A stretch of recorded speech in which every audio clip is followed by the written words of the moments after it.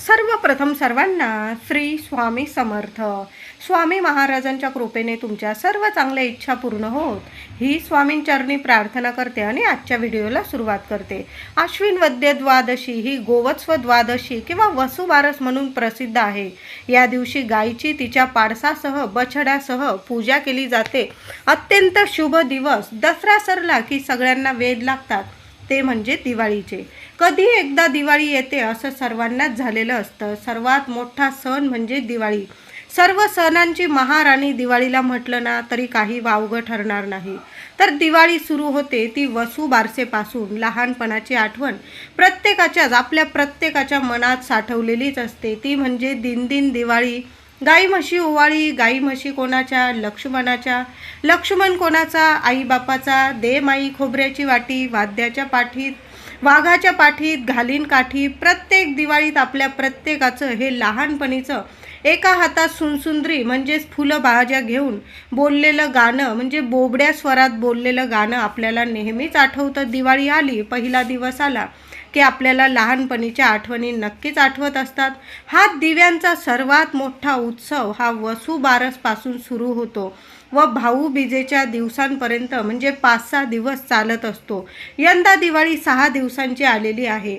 दिवाळीचा पहिला दिवस वसुबारस, रमा एकादशी, गाय वासराची पूजन करून घेण्यासाठी अतिशय शुभ महत्त्वाचा दिवस असतो.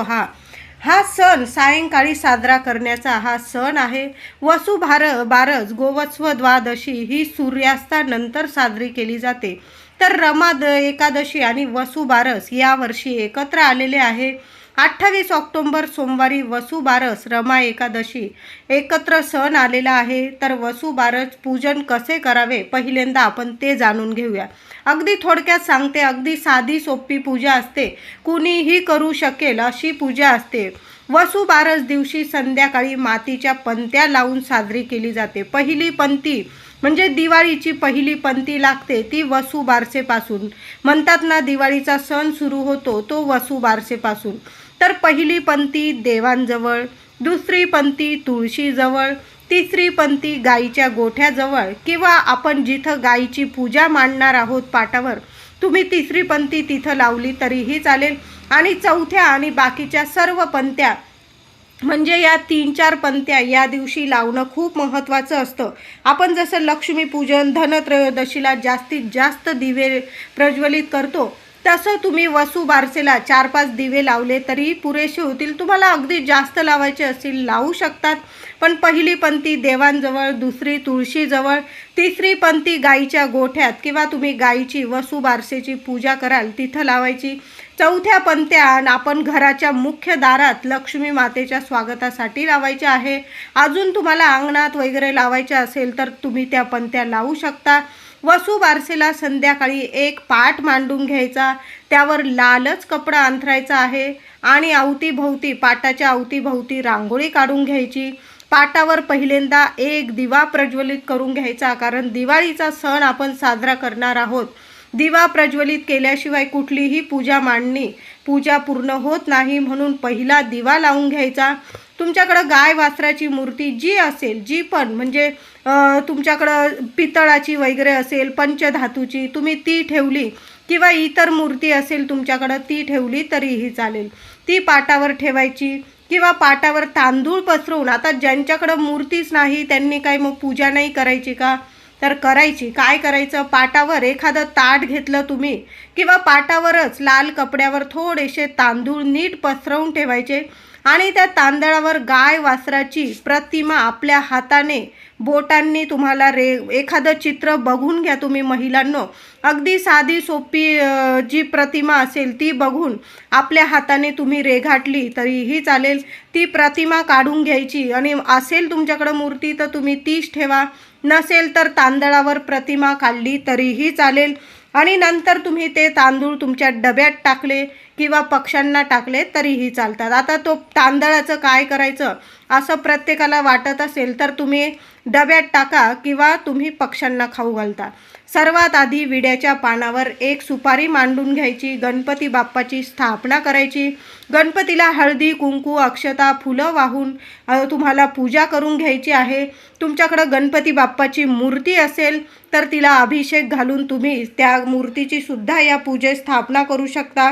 या दिवशी रमा एकादशी आहे। अतिशय शुभ सुख समृद्धी देणारा हा दिवस, वैभवदायी हा दिवस आहे रमा एकादशीचा। आणि वसुबारस ही रमा एकादशी दिवाळीच्या आधी येते।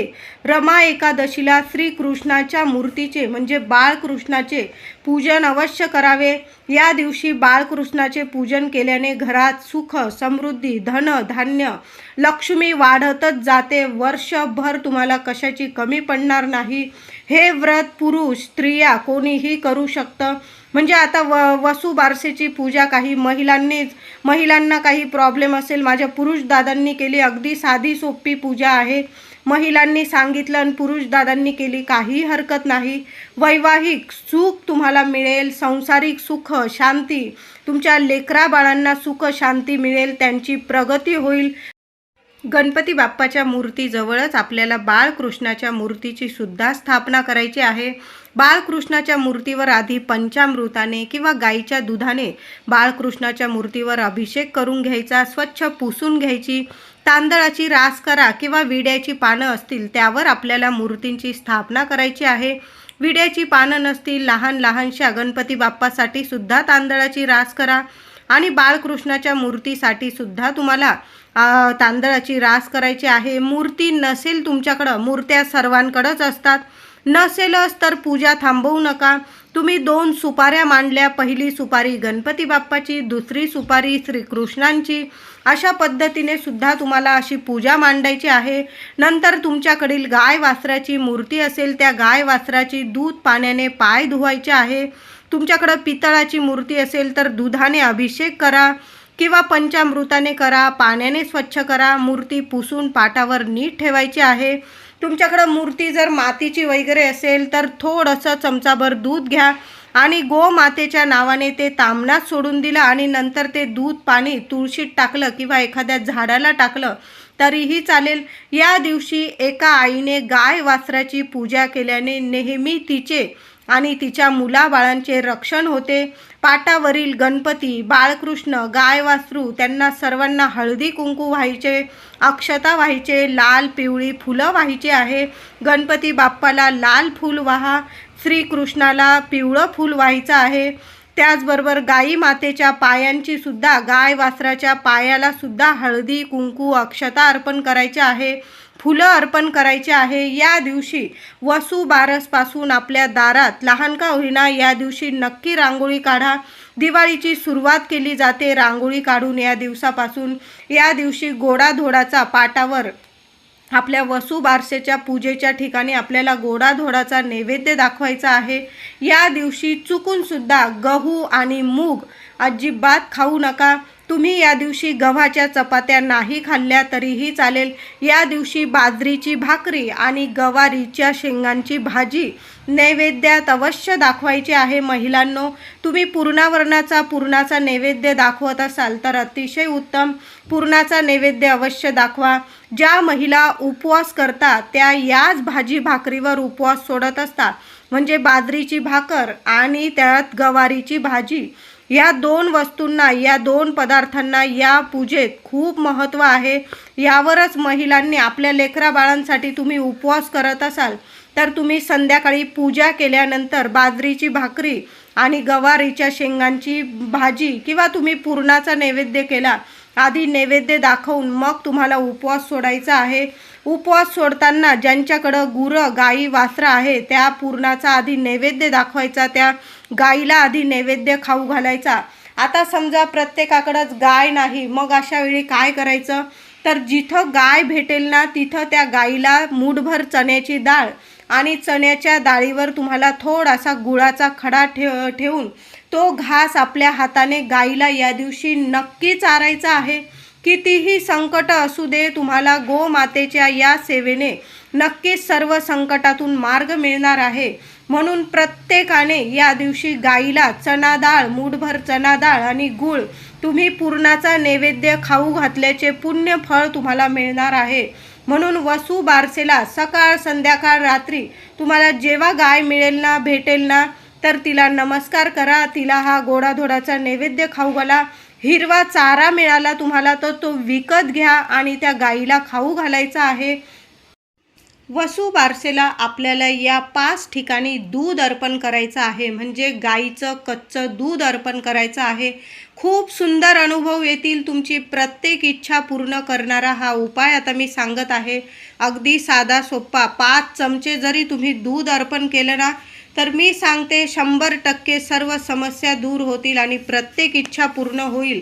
तर आता ज्यांच्या लग्न कार्यात अडथळे येत आहे त्यांनी काय करायचं आहे? या दिवशी विवाहात अडथळे येत आहे, विवाह जमत नाही, अशा मुलगा असो किंवा मुलगी, आणि मुलगा मुलगी जवळ नसतील तर आई वडिलांनी हा उपाय केला तरीही चालेल. गाईचं दूध घ्यायचं, 2 चमचे घेतलं तरीही चालेल. त्यात 11 चिमूट हळद टाकून हे दूध तुम्हाला औदुंबर म्हणजे उंबराच्या झाडाला किंवा केळीचं झाड असेल त्या झाडाच्या मुळाशी सोडायचं आहे. हात जोडून प्रार्थना करायची विवाहातील सर्व अडथळे दूर होण्यासाठी आणि त्वरित विवाह जुळून येण्यासाठी. तुळशी विवाह होण्याच्या आत तुमचा विवाह नक्कीच जुळून येईल. खात्रीशीर अनुभवी उपाय तुमच्याबरोबर मी सांगत आहे, आज शेअर केलेला आहे. नक्की करा. वसू बारस आहे. तुळशी विवाह होण्याच्या आत तुमच्या घरात नक्कीच चांगली बोलणी होईल, शुभ बोलणी नक्कीच होईल, नक्कीच विवाह जुळून येईल. कितीही अडीअडचणी असू दे, तुमच्या कुंडलीत दोष असू दे, सर्व दोष निवारण होईल असा उपाय आहे. 2-3 चमचे गाईचं कच्चं दूध घ्यायचं आहे. उपाय करायला गाईचं दूधच लागणार आहे. म्हशीचं घेऊ नका, एखादं चांगल्या ठिकाणून तुम्हाला गाईचं दूध घ्यायचं आहे आणि त्यात 11 चिमूट हळद अर्पण करायचं आहे. ओम नमो भगवते वासुदेवाय नमः असा मंत्र जप केला 11 वेळा आणि ती 11 चिमूट हळद त्या दुधात सोडायची आणि ते दूध नेऊन तुम्ही एखाद्या तांब्यात थोडं पाणी टाकून घेतलं, त्या तांब्यात पाणी भरून घेतलं आणि ते दूध आणि ती 11 चिमूट हळद टाकून ते पाणी जरी औदुंबराला किंवा केळीच्या झाडाला सोडून आलात म्हणजे अर्पण केलं, किंवा नुसतं दूध आणि 11 चिमूट हळद जरी अर्पण केली, लगेच तुमची प्रत्येक इच्छा पूर्ण होणार आहे. मुलगा असू द्या मुलगी असू द्या, उपाय नक्की करा. मुलगा किंवा मुलगी बाहेर शिक्षणासाठी किंवा नोकरीसाठी असेल, आईने किंवा वडिलांनी हा उपाय करायचा आहे. 100% नक्की तुमची लगेच इच्छा पूर्ण होईल. त्याचबरोबर चिमूटभर हळद तुळशीच्या मुळाशी सुद्धा तुम्हाला अर्पण करायची आहे. तुळशी वृंदावन असेल, तुमच्याकडं कुंडीत तुळशी लावलेली असेल दारात घरात, तर तुळशीला या दिवशी रमा एकादशी आलेली आहे, सोन्यासारखा दिवस आहे. नक्की महिलांनो 2 चमचे दूध आणि चिमूटभर हळद आपल्याला तुळशीच्या मुळाशी टाकायची आहे, अर्पण करायची आहे. 11 वेळा हाच ओम नमो भगवते वासुदेवाय नमः आपल्या नारायणांचा मंत्र जपायचा आहे तुम्हाला. लक्ष्मी नारायण नक्कीच तुमच्यावर प्रसन्न होईल. तुम्हाला तुळशी वृंदावनाजवळ एक तुपाचा दिवा लावून द्यायचा आहे, मनातली इच्छा बोलून घ्यायची आहे. दिवाळीच्या पहिल्या दिवशी घरात नक्की सुख शांती येईल आणि वर्षभर तुमच्यावर कसलंही संकट येणार नाही, पैशात खेळाल. तर आता या वसू बारसेला सोमवार सुद्धा आलेला आहे आणि रमा एकादशी, सोमवार, वसू बारस खूप सुंदर दिवस आलेला आहे. प्रत्येकाने शिवपिंडीवर तुम्हाला गाईचं कच्चं दूध घ्यायचं, थोडंसं पेलाभर किंवा लोटाभर घ्या, 2-3 चमचे जरी अर्पण केलं ना, सर्व जन्मांचे पातक नष्ट होतील. पितृदोष असेल घरात सुख समृद्धी येईल, पितृदोष दूर होईल, जन्मांचं दुःख दारिद्र्य दूर होईल. कितीही गरिबी असू द्या, नक्की शिवपिंडीवर अभिषेक घालायचा आहे. नक्की करा. महिला असो पुरुष असो, मुलगा असो मुलगी असो, मी तुम्हाला विवाहाबद्दल जो उपाय सांगितला आहे तो सुद्धा करायचा आहे. उंबराच्या झाडाला किंवा केळीच्या झाडाला दुधात 11 चिमूट हळद टाकून ती अर्पण करायची आहे आणि शिवपिंडीवर सुद्धा गाईचा कच्च्या दुधाने अभिषेक करा. नंतर स्वच्छ पाण्याने अभिषेक करा. लाल पांढरं फूल, एखादं बेलाचं पान अर्पण करायचं आहे. तिथं थोडा वेळ शांत बसा. 11 वेळा 21 वेळा ओम नमः शिवाय, ओम नमः शिवाय मंत्र जपा. काही बोलू नका. सर्व काही जाणतात महादेव, सर्व काही जाणतात श्रीकृष्ण. तर आपली इच्छा बोलून तुम्ही नमस्कार करून घरी यायचं आहे. खूप सुंदर अनुभव येईल. शिवपिंडीवर गाईच्या कच्च्या दुधाने नक्की तुम्हाला हा अभिषेक घालायचा आहे. वसुबारस, रमा एकादशी आणि सोमवार सोन्यासारखा दिवस आहे. तुमची दिवाळी बघा इतकी सोन्यासारखी होईल की वर्ष कसं सोन्यासारखं जाईल. मुलांची प्रगती होईल. आईने सुद्धा मुलांच्या प्रगतीसाठी, मुलांचे जे संकट असतील ते वरच्यावर टळण्यासाठी आईने सुद्धा या दिवशी काही उपाय करायचे आहे. या दिवशी गाईला चण्याची डाळ, गुळाचा खडा खाऊ घाला. आईने करा, वडिलांनी करा. हिरवा चारा खाऊ घाला.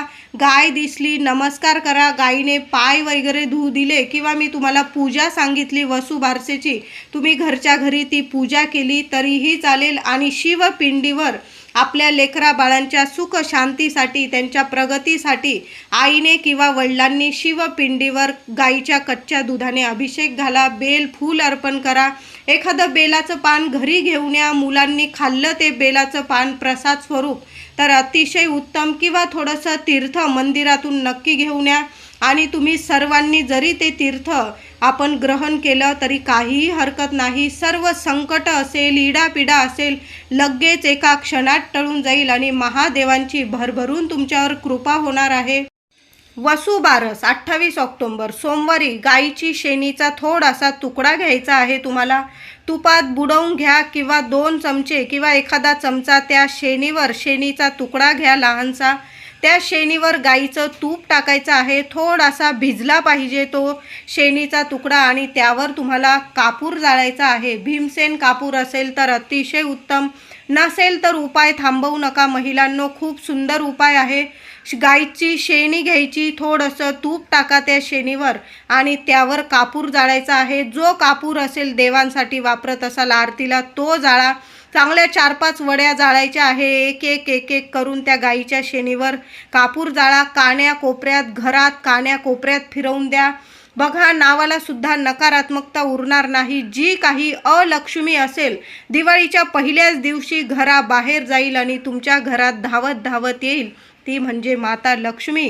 कापूर विझल्यानंतर, शेणी थंड झाल्यानंतर त्याची जी राख, विभूती घरातील प्रत्येकाने, आईने प्रत्येकाच्या कपाळी लावून द्यायची आहे. तुमच्या मुलांना जी काही नकारात्मकता असेल, कोणाची नजर बाधा लागलेली असेल, लगेच उतरून जा.